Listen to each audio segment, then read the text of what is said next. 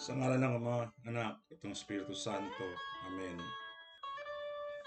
Magandang araw po, mahal namin Diyos.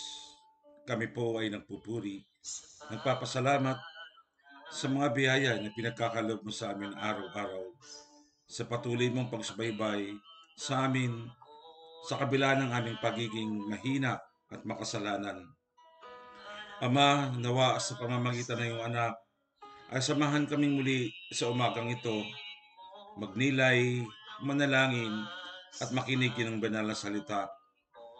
Nawa ang iyong banal na Espiritu ay tanglawan kaming muli at maging aming inspirasyon sa patuloy naming pakikibaka sa hamon ng buhay.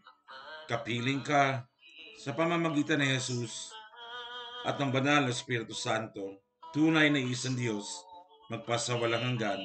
Amen. Sa ngalan ng Ama, ng Anak, at ng Espiritu Santo. Amen. Magandang umaga po sa inyong lahat. Tayo po ay muli na nagkakatipon-tipon at makikinig, magninilay sa banal na salita ng Diyos. Samahan niyo po akong muli mga kaibigan sa mga ilang minutong ito na ating pagninilay sa banal na salita ng Diyos. Huwag po sana kayong magsasawa. Huwag po kayong mapapagod makinig sa mga kaparian, sa mga marunong at nagbibigay ng pagkakataon na ipahayag sa atin ang mensahe ng Diyos, lalong-lalo na sa banal na Eucharistia, sa banal na misa. At inaanyayahan ko po kayo lagi na kung meron kayong mga kaibigan, may mga kakilala kayo na maaaring sa palagay ninyo ay naghahanap o naghihintay ng maaaring magkapagbigay sa kanila ng kahit papano ng linaw sa banal na salita ng Panginoon. Hayaan niyo pong isama siya at baka sakali kayo ay makatulong sa kanyang paghahanap. Tungayan po natin ang banal na ebanghelyo natin sa linggong ito. Mark 1:29-39. As soon as they left the synagogue, Jesus went to the home of Simon and Andrew with James and John. As Simon's mother-in-law was sick in bed with fever, they immediately told him about her. Jesus went to her and taking her by the hand, raised her up. The fever left her and she began to wait on them. That evening, after sunset, people brought to Jesus all the sick, and those who had evil spirits. The whole town was gathered near the door. Jesus healed many who had various diseases, drove out many demons, but he did not let the demons speak, for they knew who he was. Very early in the morning, before daylight, Jesus got up and went out to a lonely place where he prayed. Simon and the others went out too, searching for him. And even when they found him, they said, "Everyone is looking for you." Then Jesus answered, "Let us go to the nearby villages, so that I may preach there also, for that is why I came." So Jesus set out for Galilee, where he preached in all the synagogues and cast out demons. The Gospel of the Lord. Praise to you, Lord Jesus Christ. Mga kaibigan, ang ebanghelyo natin ngayon ay hitik sa mga mensahe at mga halimbawa na ninanais ng Panginoong Diyos na ating tularan at pagnilayan. Hayaan niyo pong bigyan ko kayo ng dalawang aspeto na kung saan ang una ay ang ginagawa ni Kristo, yung kanyang public ministry, yung kanyang pagpapagaling sa mga may sakit at pagpapalayas ng masamang espiritu, at ang ikalawa ay yung kanyang pananalangin. Una, minamahal kong mga kaibigan, makikita po natin si Kristo sa ebanghelyo natin ngayon.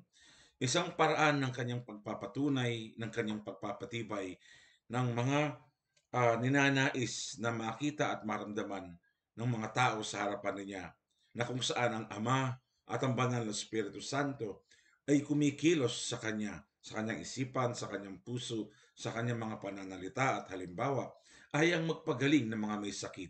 Alam din natin na sa pamamagitan niya ay nagpapalayas din siya ng masamang espiritu. At lagi po nating tatandaan na kapag si Kristo ay nagpatawad sa mga kasalanan, ito ay otomatikong gumagaling din sa kanilang mga karamdaman. O kung si Kristo man ay nagpagaling ng mga karamdaman, ay otomatikong gumagaling din o kaya napapatawad ang kanyang mga kasalanan. Ano pong ibig sabihin nito? Ito ay magkatuwang at magkasabay na nagaganap sa taong ito. Sapagkat kailanman ang tao ay hindi gagaling sa lahat ng mga karamdaman o sa kanyang pisikal na karamdaman. Halimbawa, kung siya ay punong-puno ng puot, punong-puno ng galit, punong-puno ng sama ng loob at hindi marunong magpatawad. At kailanman ang taong mga nagpapatawad at nawawala at inaalis ang mga galit sa kanilang kalooban ay unti-unting nalilinis ang kalooban, ang kaluluwa at kasabay nito ay nalilinis din ang kanilang pangangatawan.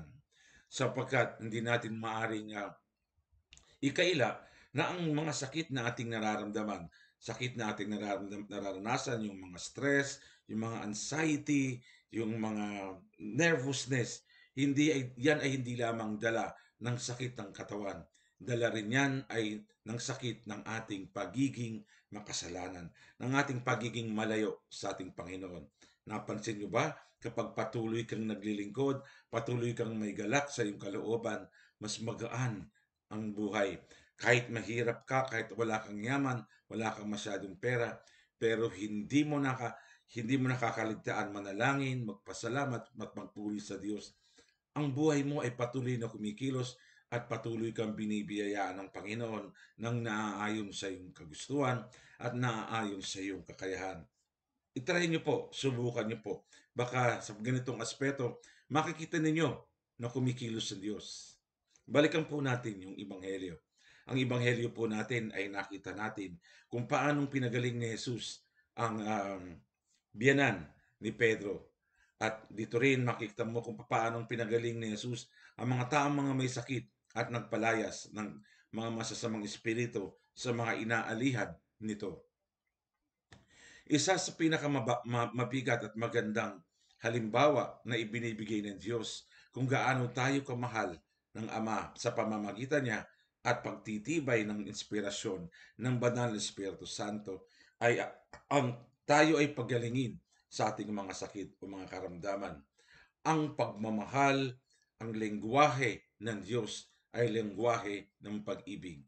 Ang wika at pagkilos at pamamahagi ng Diyos ng buhay kaloob at ng tinatawag nating pagkilos ng Banal Espiritu Santo at ang kanyang pagbibigay puri sa Ama, ang lingwahe ay lingwahe ng pag-ibig.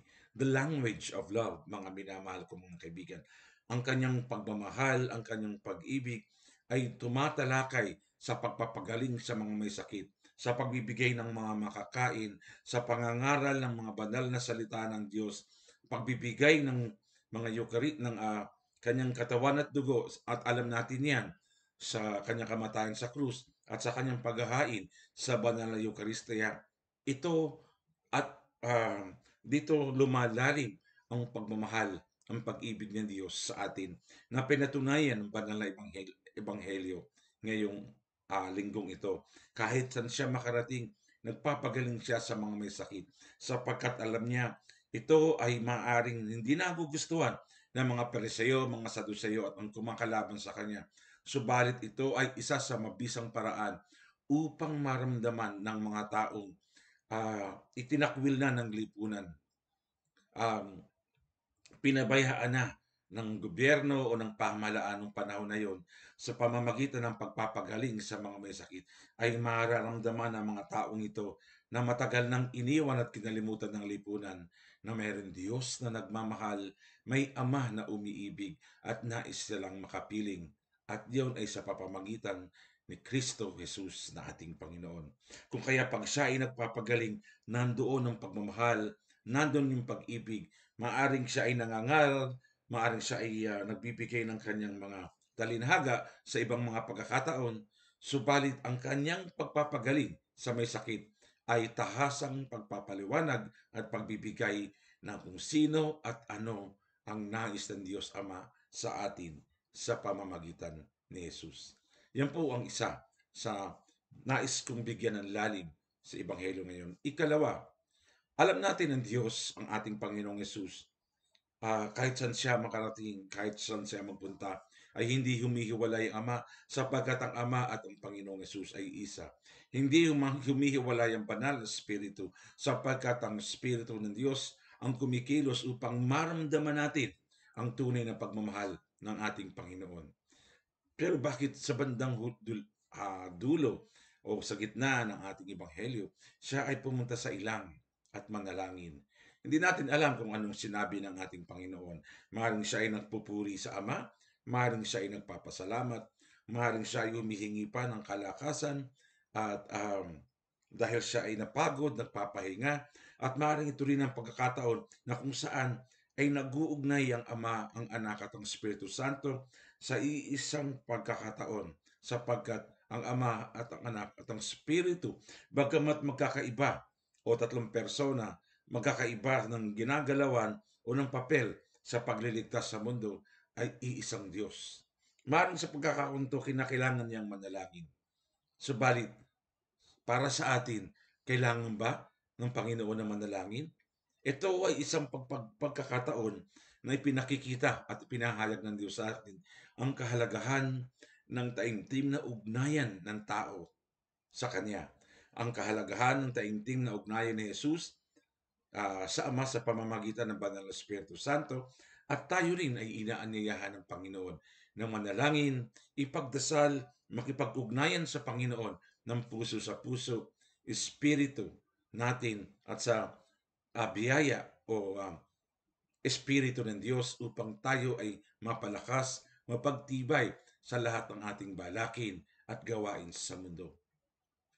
Mga minamahal ko mga kaibigan, tayo bilang mga Kristiyano, bilang mga nananampalataya, ang paanyaya ng Panginoon ay laging nasa ating hapag. Ang paanyaya na tayo ay tumanggap sa kanyang banal na Eucharistia ay araw-araw, linggo-linggo, tayo ay inaanyayahan. Ang partisipasyon natin sa banal na sakramento ay isa pang dahilan upang maipakita natin ang ating pag-uugnay sa ating Panginoon. Pero ano ang dapat nating tignan o matutunan sa pagpapahayag ng Diyos ng kanyang salita sa pamamagitan ng pagpapalaganap, ng pagpapagaling sa mga may sakit, pag-aalis ng mga masamang espiritu sa katawan ng mga tao? Kaibigan, siguro sasabihin mo, hindi ko kaya yan. Wala ako niyan kakayahan, hindi ako magaling sa Biblia, hindi ako pari, hindi ako mahusay sa ganyan. Totoo, maaring totoo ang sinasabi mo. Subalit yan ay hindi nangangahulugan na hindi mo kaya magpalaganap ng salita ng Diyos. Kaibigan, tayo lahat ay inaanyayahan ng Diyos na palaganapin ang kanyang banal na salita sa pamamagitan ng paggawa ng mabuti sa ating kapwa.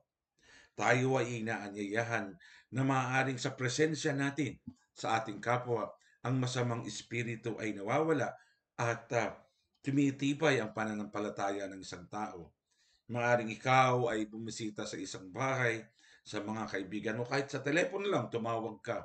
Hindi mo alam na yung panahon na yun, yung pagtawag mo, ay kailangan ka ng taong tinawagan mo sapagkat ang taong ito ay naghahanap ng makakausap.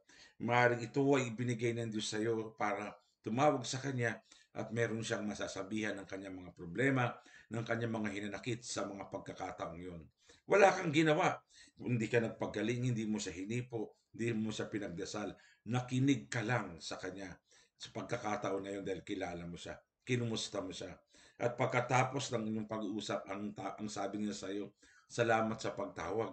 Hindi mo alam kung gaano ka lalim at gaano kalaki ng nagawa mo sa pagtawag mo sa akin. Kasi naghahanap ako ng kausap mahigit ilang 3, 4 na araw na. Salamat sa pagtawag mo at sa pangungumusta. Wala kang ginawa kundi nakinig ka lamang, subalit ikaw ay naging instrumento ng healing presence ng Diyos. Ikaw ay naging instrumento upang kumalma ang kalooban, ang kaisipan ng taong nakausap mo. Ikaw ay naging instrumento ng Diyos bilang kanyang tenga at puso sa pagkakataon na yon. Tapos sasabihin natin na wala tayong kakayahan. Ito ay maliit na bagay, mga minamahal kong kaibigan. Subalit ang Panginoong Diyos ay nasa sa atin, nagiging instrumento tayo ng iba upang tayo ay makatulong sa ating kapwa. mga maaring maliliit na bagay na ating nagagawa sa ating kapwa. Ito ay isang paraan din ng pagpapalaganap ng salita ng Diyos. Sapagkat ang Diyos ay mapagmahal, ang Diyos ay mabuti, maipahahayag natin ang salita ng Diyos kung tayo ay nagiging mabuti at tumutulong sa kapwa sa abot ng ating makakaya. Bigyan ko kayo ng halimbawa. Ako po ay merong kaibigan na mag-asawa. Hindi, pwedeng namang siguro pamangkin na lang nila ako kasi parang napakatanda ko na para sabihin na ako ay pwede nila maging anak. Pero maaaring pamangkin siguro, subalit sila ay mag-asawa, may mga anak din. Sa katunayan, kasi celebrate lang nila ng kanilang 50th wedding anniversary. Nung sila ay nagpo-profess ng kanilang, nagre-renew ng kanilang vows sa kanilang um, kasal nung oras na yon, hindi ko mapigilan na maluha kaysa at kasama ng mga naroroon na sumasaksi sa kanilang ah, pagmamahalan o pag-iibigan. Sapagkat nararamdaman mo ang tunay kung paano nilang ibinibigay ang sarili sa isa't isa. At maniwala kahit sa hindi, ang mag-asawang ito ay hindi lamang nagbibigay ng pagmamahal at pag-ibig sa isa't isa. Pagmamahal, pag-ibig sa kanilang mga mahal sa buhay, kanilang mga anak, mga son-in-law or at mga apo, kundi sa mga taong kanila nakakasalamuha. At alam niyo po mga kaibigan, isa po ako sa mga taong buhay na saksi kung paano nilang ipinahahayag ang Diyos sa abot ng kanilang makakaya. Yung mga panahon na ako ay pagod, yung panahon na mga ako ay walang mapuntahan, wala akong balikat, ika nga, na may sasandal o may hilig ang aking ulo sa mga panahon na ako hirap sa mga suliranin o problema o dagok na aking kinakaharap. Naroon sila, handang makinig, handang ah, makipagkwentuhan. At para sa akin, napakalaking bagay po nun sapagkat ako ay uuwi sa kung saan naroon ako, kung nasa parokya man ako ay babalik sa parokya na may panibagong umaga, may panibagong buhay, may panibagong lakas. Siguro iniisip nyo, paano nangyayari yun? Pari ako tapos sila ay laiko o lay people. Ang paghahanap ng makakausap, ang paghahanap ng taong mabalikat na iyong masasandalan ay walang pinipili, maging ikaw man ay mayaman o ikaw ay mahirap, maging ikaw man ay laiko o ikaw man ay tagasimbahan, maging ikaw man ay pari o bispo, lahat po tayo ay nangangailangan ng ating kapwa upang maibahagi natin kung sino at ano tayo at may mga taong handang makinig, handang ah, ilahad ang kanilang sarili, ang kanilang mga kamay o palad upang maipadama sa iyo kung gaano kanila kamahal at kung gaano sila ah, nagbibigay ng atensyon sa iyo. At yan po ay aking napatunayan sa mahabang panahon na hanggang ngayon alam ko po sila ay patuloy na nanalangin sa mga taong humihingi ng panalangin mula sa kanila. Bagamat sila ay merong sariling kinakaharap araw-araw, lalong-lalo na yung asawa po, yung babae, siya ay may karamdaman na mahabang panahon niya na pong dinadala. Subalit, ang kanyang ngiti, ang kanyang talakayan sa mga tao, pag nagpo-post siya sa mga Facebook ng mga masasayang happenings na nangyayari sa kanya sa ospital, sa dialysis center, natutuwa at nakakatuwa sapagkat sa kabila ng kanyang nararamdaman ng mahabang panahon, nakakapag-joke siya sa Facebook at inaabangan ng napakarami. Sabi ko nga sa kanya noon, kailangan niya pang mabuhay ng matagal kasi minsan nagtataka siya. Marami nang nawala, subalit siya ay nasa mundo pa. Kasi sabi ko sa kanya, kasi po, kaya siguro inaalaw pa ng Diyos na nandito ka sa mundo dahil marami pang taong naghihintay ng mga jokes o sitwasyon na binibigay mo sa Facebook na nakakapagpangiti at nakakapagbigay ligaya at liwanag sa mga taong nakakadama ng mga kahinaan, ng mga maraming suliranin. At pag nabasa yon ay muling bumabalik at nararamdaman ang pag-ibig ng Diyos sa kanilang buhay. Kaya alam niyo po sa totoo lang believe ako sa mag-asawang ito. Ay hindi lamang dahil sa kumakain ako sa bahay nila, atin lang po yun. Huwag po kayong maingay. Hindi lang dahil sa pag niyayaya nila akong kumain, masarap po magluto yung mag-asawa. Nakikikain po ako paminsan-minsan. Hindi lang po yun ang dahilan. Isa pong dahilan ay talaga namang napakabuti ng Diyos at ipinaparamdam ng Panginoon sa pamamagitan nila kung gaano kabuti, gaano ka mapagmahal ang Diyos. Dahil sa kanilang presensya, ay marami silang natutulungan. Kaya wag po kayong matatakot, wag po kayong kakabahan na wala kayong kakayahan. Hindi po kinakailangan ang may kakayahan para makapagpahayag ng salita ng Diyos. Ang kailangan po natin ay yung kalinisan ng puso. Ang kailangan po natin yung kababaan ng loob. Ang isurrender po natin ang ating sarili na gamitin tayo ng Diyos upang makapagpamalakad at malakaya, ika nga, ng salita ng Diyos sa iba.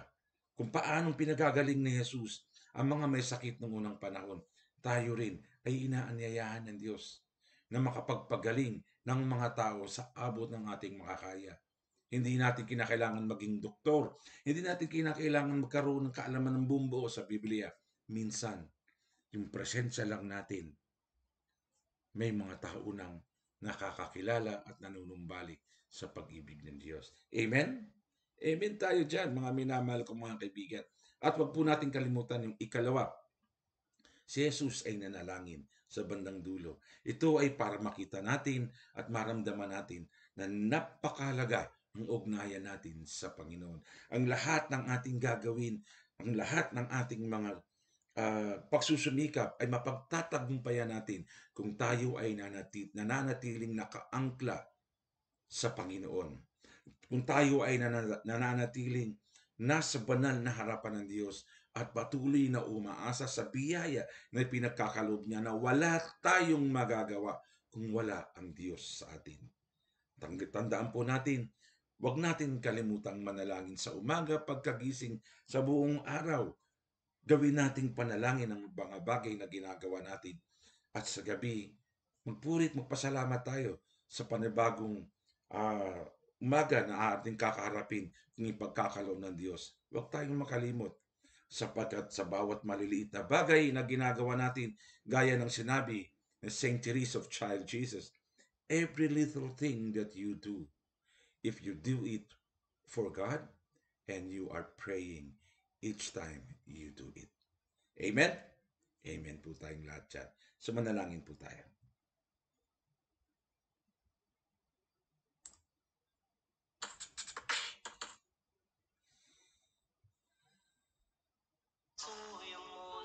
Panginoon, maraming salamat po sa umagang ito.